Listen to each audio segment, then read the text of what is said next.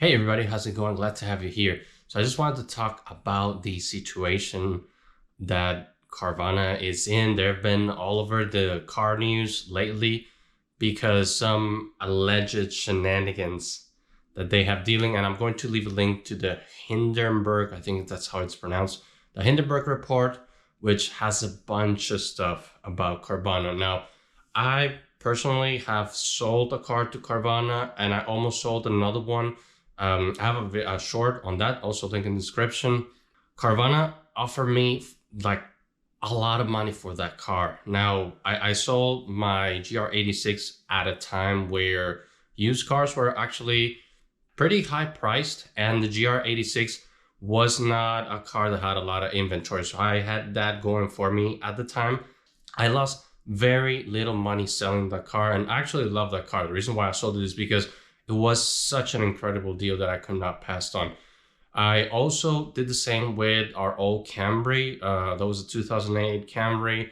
I took it to the dealership. They really lowballed us. Of course, the car was pretty old, but it wasn't in very good condition. Then I asked Carvana, and they were giving us $2,500.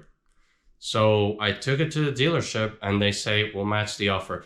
Pretty much what I mean is, I would use Carvana as a resource to get pricing on my used cars if I were to sell a car before actually going to a dealership. And I think a lot of people are doing that.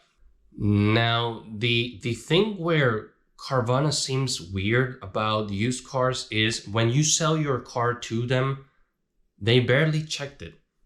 So my GR86 mechanically was fine. It had 16,000 miles, almost brand new. It did have some issues, like on the windshield, it had a little crack from a rock chip. On the hood, it also has some rock chips, and I was an idiot trying to fix it with some touch-up paint, and the touch-up paint was not the right color. So in the end, it had a huge stain on the hood just because I was not doing it correctly.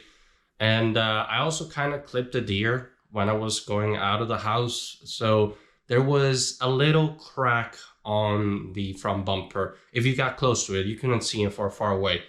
So when I took it to Carvana, the guy walked around, drove it for like 2 seconds because it just drove it around the Carvana side. There's a one of those Carvana machines near my house, and that was it. He didn't say anything. He just said, here's your check, and do you have any extra keys? So that's one of the things that everybody in the car world finds weird about Carvana is they pay top dollar for cars, they barely check them, and they claim they are making what, like $7,000 on each car. Yeah, their cars, they use cars, like if you see Carvana used cars and you go to like a dealership, you may find better prices. So it's kind of understandable that they be making a little bit more money, but all the way to $7,000 per unit, that's a lot of money to make per car. Now, there comes a second thing, and if you don't know, most dealerships don't make the bulk of their money on the car itself. They make the bulk of their money by originating the loan and by selling you add-ons like warranties and stuff. So this is where Carvana was actually making their numbers. They were approving everyone and their dog for a loan, and apparently a lot of people were defaulting on those loans. And if you read the report that I leave in the link down below, allegedly they've been selling those bad loans to another company, and that's kind of how they can show growth. They've also been offloading their cars to another third party with some sketchy numbers. It's an amazing rate, and it gets you to like, how is this company so profitable?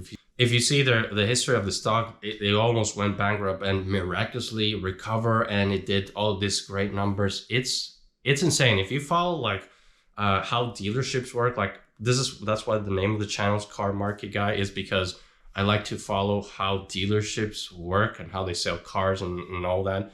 And it's really incredible what's going on with Carvana, and everybody's saying this cannot be legit. Like their numbers, there's no way their numbers are legit, because it's just, even if you're originating loans, it's too much money on per unit car compared to like CarMax, which is pretty much their competition. If you ask me, I personally, would I buy a car on Carvana? Maybe. The only reasons I would buy a car on Carvana is because they give you 7 days to test the car.